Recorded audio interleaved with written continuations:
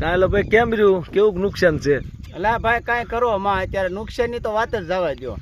અત્યારે આ 20-25 વીઘાની માંડવી ઊભી ત્યાં માંડવી કાઢી ત્યાં આમ જોવો ખરા, અત્યારે આ બધું હળી ગયું જુઓ, હા હળી ગયું, પૂરું થઈ ગયું. આમાં 3-4-5 લાખની માંડવી પાણી ફરી ગયું, 5 મહિનાની મહેનત એક દીમાં પથારી ફરી ગઈ.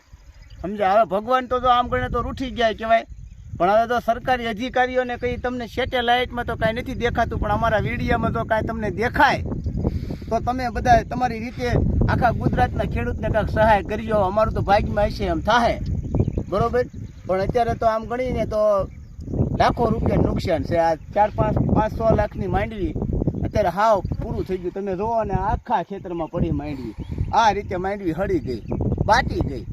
3 દીથી વરસાદ પડેથી એક ધારો પૂરું થઈ ગયું. સમજ્યા?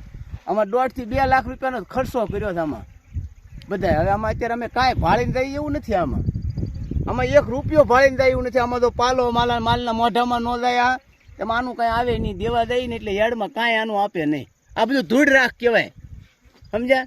આ ખેડૂતની કઠણાય ભાઈ, તો જ આવું થાય. માંડવી પથારી ફરી ગયા. આ માંડવીનો રંગ તમે જોયો હોય ને 2 દી પહેલાં તો કાંઈ ઘટ્યા નહીં ને એવી માંડવી હતી ને એવા પાથરા હતા.